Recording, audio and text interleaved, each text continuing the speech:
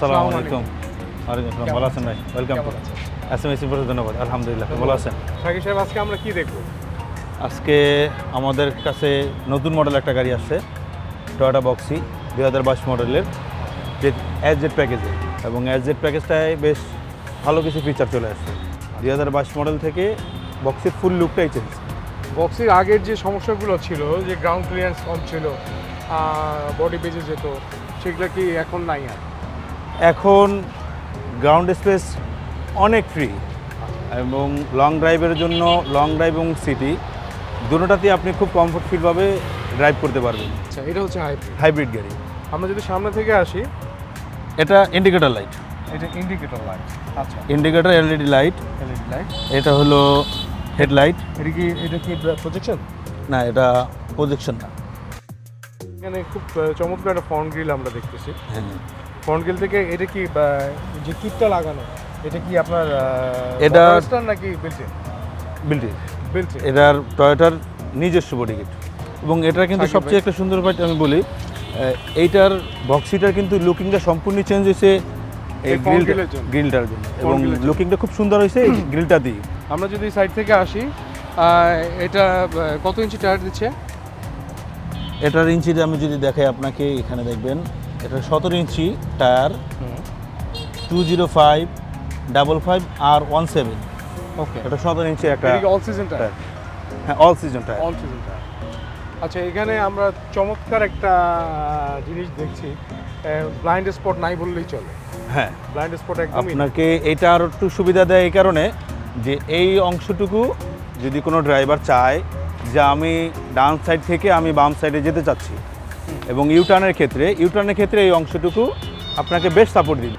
Indicator light, indicator plus আছে, হচ্ছে side mirror। এবং এই লুকিং গ্লাসটাতে কিন্তু আপনার ব্লাইন্ড স্পট মনিটর আছে। দরজাটা সম্ভবত অটো। হ্যাঁ, ডাবল ডোর পাওয়ার এটা। আচ্ছা আচ্ছা, ডাবল ডোর পাওয়ার।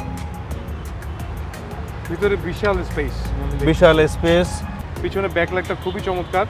হ্যাঁ, এটা একটু আমি যেটা দেখতেছি, ডায়মন্ড কাটিং করা, ডায়মন্ড কাটিং করে, এবং এটা এলইডি এলইডি, এবং ভিজিবিলিটি LED light হয় অনেক ভালো, অনেক ভালো। অনেক দূর থেকে, এবং এলইডি হওয়াতে চোখে লাগে না, বাট দূর থেকে এবং আলোটা খুব ব্রাইট হয়। আমরা নিচে দেখতেছি, নিচেও সেম বডি কিট আছে।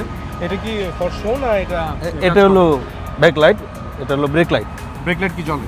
জ্বলবে, ব্রেক ধরলে এটা জ্বলবে। এটা এখানে ওই ছোট্ট ডাকটেল দেখছি স্পয়লারের আমরা। সাথে, হ্যাঁ, এটা ডাকটেল বলবো না স্পয়লার বলবো? স্পয়লারই বলতে পারেন। স্পয়লার বলবো। স্পয়লারের সাথেও ব্যাক লাইট আছে। এবং এই লাইটটা ফুল যখন জ্বলবে আপনার খুব সুন্দর দেখা যায়।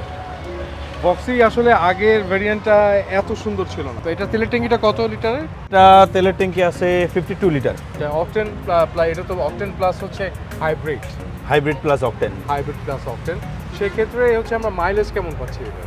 আপনি সিটিতে অনায়াসই 18 থেকে 20 কিলোমিটার পাবেন পার লিটারে।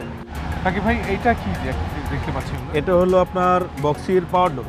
ব্যাকডালা আপনি হাত দিয়ে খোলা লাগবেন, এটা আপনি শুধুমাত্র সুইচে টিপ দিলে আপনার এটা খুলে যাবে। এখন আমরা পার্টিকুলারলি দর্শকদের ইন্টেরিয়রটা দেখাবো। আগের বক্সের লুক আর এখনকার বক্সের লুক বক্সের লুক সম্পূর্ণ আলাদা, সম্পূর্ণ আলাদা। এবং আমার মনে হচ্ছে যে লাক্সারিয়াস আমি আলফ্রেডে বসে আছি। আলফার্ড, এটাকে বলা হয় যে স্মল আলফার্ড। আলফার্ডের মতনই সব কিছুই আছে, বাট এটাকে আমার মনে হয় নাম দিলে বলা হয় যে স্মল আলফার্ড। কিন্তু সেক্ষেত্রে তো দামও কম। দামও কম। আলফার্ডের দাম কোনো অর্ধেকের থেকেও কম, 3 ভাগের 1 ভাগ বলতে পারেন আমরা। কি কি সুযোগ সুবিধা দিয়েছে এটাতে? এটাতে প্রথম যদি আমি আপনাকে বলি, স্টিয়ারিংটা খুব স্মুথ, এবং স্টিয়ারিংয়ের ভিতরে আপনি সব কন্ট্রোল পাচ্ছেন। সাউন্ড সিস্টেম থেকে শুরু করে আপনি কল রিসিভ করা, এবং এখানে আপনি কোন মোডে চালাচ্ছেন। ওকে, কয়টা ড্রাইভিং মোড আছে? এটা 3টা ড্রাইভিং মোড আপনি পাবেন। আচ্ছা, 3টা ড্রাইভিং মোডেই নর্মাল আছে, স্পোর্টস স্পোর্টস আছে, ইউটিলিটি আছে, ইকো আছে। ট্রাফিক অ্যাসিস্ট্যান্টটা খুব ভালো। এই পাশটাতে যদি আমি আসি, গাড়ির ওপেনের পাওয়ার সুইচ, যেটা পাওয়ার সুইচটা আগে ছিল ডান পাশে নিচে ছিল, এখন এটাকে আপনাকে কমফোর্টের জন্য আপনাকে একদম ইজিলি আপনি একদম উপরে নিয়ে আসছে। মাল্টিমিডিয়া যে সিস্টেমটা, মাল্টিমিডিয়া সিস্টেম কি এটা কি অ্যান্ড্রয়েড? না, এটা অ্যান্ড্রয়েড না। আচ্ছা, তবে এটা আপনি চাইলে অ্যান্ড্রয়েড করতে পারবেন। বক্সের একদম লেটেস্ট আপডেট, এবং আগের বক্সের সাথে আমিও দেখছি এটার আসলে কোনো ম্যাচই হয় না। এটা কমপ্লিটলি ডিফারেন্ট লুকের একটা গাড়ি, সাংঘাতিক কমফোর্টেবল।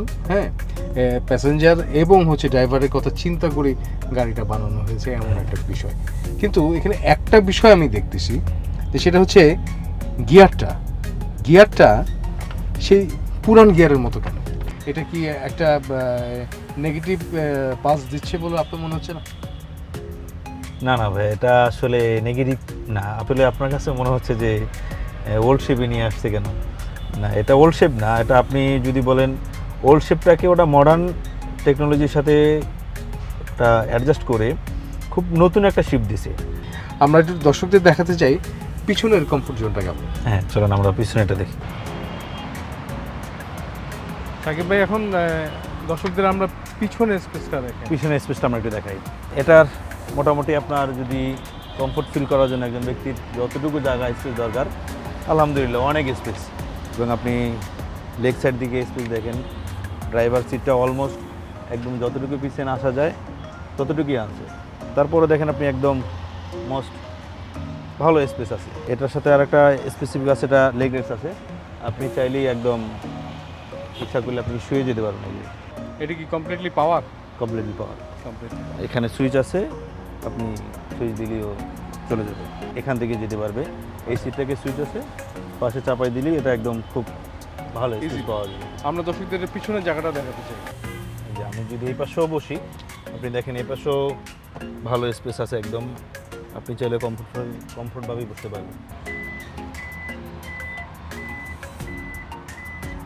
পিছনে যে পরিমাণ বুট স্পেসটা আছে, যথেষ্ট বুট স্পেস, যথেষ্ট পরিমাণ। নিচে কি এটা স্পেয়ার চাকাটা কি নিচে? এটার সাথে স্পেয়ার চাকা আসেনি, এটার সাথে আসছে আপনার, আপনি যদি এই পাশ থেকে দেখান, এই যে এখানে এটার সাথে আপনার জেল মেশিন এবং হাওয়া মেশিন আসছে। তো সাকিব ভাই, দর্শকদের উদ্দেশ্যে যদি আপনি কিছু বলতে চান, এই গাড়িটা আপনারা আস্কিং প্রাইস কত রাখতেছেন?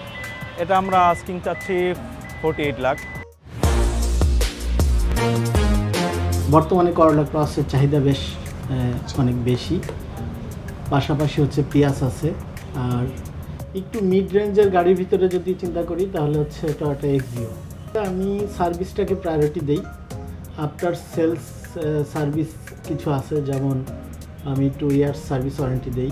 লোনের পার্সেন্টেজটা অ্যাকচুয়ালি নির্ভর করে বাংলাদেশ ব্যাংকের উপর। হাইব্রিড গাড়ির ক্ষেত্রে সবাই চিন্তা করে যে এটা একটু বেশি মাইলেজ হইলে বোধ হয় ব্যাটারি শেষ, এবং ব্যাটারি কিনতে গেলে আমাদের অনেকগুলো টাকার প্রয়োজন। কিন্তু ব্যাপারটা ঠিক ওরকম না। ব্র্যান্ড নিউ গাড়ি আর রিকন্ডিশন গাড়ি, আমি ব্র্যান্ড নিউ গাড়ি যদি অন্যান্য জাপানের বাইরে যে কান্ট্রিগুলো আছে সেগুলোর কথা যদি বলা হয়, তাহলে জাপান এদের থেকে শতগুণ এগিয়ে আছে কোয়ালিটির দিক থেকে। ইউরোপিয়ান যে গাড়িগুলোর কথা বলছেন, ওদের রিলায়েবিলিটির সমস্যা নেই, কিন্তু ইউরোপিয়ান কারগুলো তো এক্সপেন্সিভ। আমাদের ওয়েদার ইভি গাড়ির জন্য অনুকূলে না।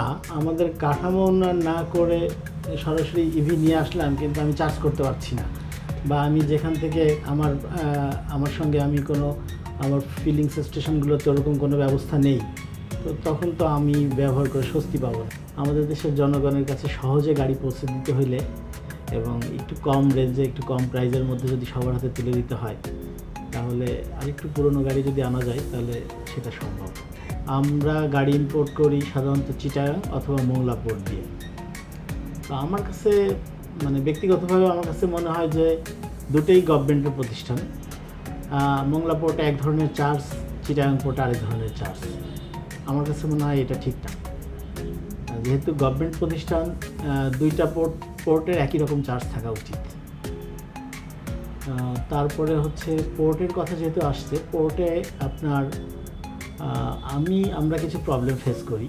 সেটা হচ্ছে অনেক অ্যাক্সেসরিজ, ফুয়েল, এগুলো আমাদের দেশের পোর্ট থেকে চুরি যায়। তো এইটা আমার কাছে এটা যে আমাদের গভর্নমেন্টের এই ব্যাপারে আরও একটু সিনসিয়ার হওয়া উচিত। বারবিটা থেকেও আরও বেশি সচেতন এবং গভর্নমেন্টের প্রতি আরও বেশি প্রেশার দেওয়া উচিত যে এই ধরনের কেন হবে। আমরা হয়তো একটা করলা ক্রস নিয়ে আসলাম, তার হয়তো ছোট্ট একটা টুলস, সেটা আমাদের গাড়ি যখন বের করতেছি তখন থাকতেছে না। এইটার বিচার বা এইটার কোনো প্রতিদান আমরা কারো কাছে চাইলে পাই না। এই ব্যাপারে সরকারকে আরও বেশি সচেতন থাকা উচিত, কারণ আমরা গভর্নমেন্টকে ট্যাক্স দেই এবং সেই ক্ষেত্রে আমাদের সরকারের কাছে আমাদের চাওয়াও থাকবে বেশি। তো সেই অনুযায়ী আমাদের যখন এই গাড়িগুলোর অ্যাক্সেসরিজ চুরি হয়, এমনও আছে যে জাপান থেকে আমি আমার গাড়িতে ফুল ট্যাঙ্কি তেল আসছে, বাংলাদেশ থেকে বের করার সময় আমি তেল নিয়ে বের করতে পারিনি, গাড়ি বাইরে থেকে তেল কিনে গাড়ি বের করতে হচ্ছে। এক কথায় সহজভাবে উত্তর দিচ্ছে এটা সিঙ্গাপুর কিংবা জাপান থেকে চুরি হয়েছে। এটা আমি বিশ্বাস করি না।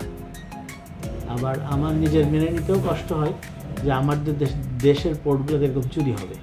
তো এই ধরনের ঘটনার পুনরাবৃত্তি যাতে না হয়, জন্য আমাদের সরকারের প্রতি আমার অনুরোধ থাকলো, পোর্ট অথরিটির প্রতি অনুরোধ থাকলো, তারা যেন এই ব্যাপারগুলোতে আরেকটু কেয়ার হয়।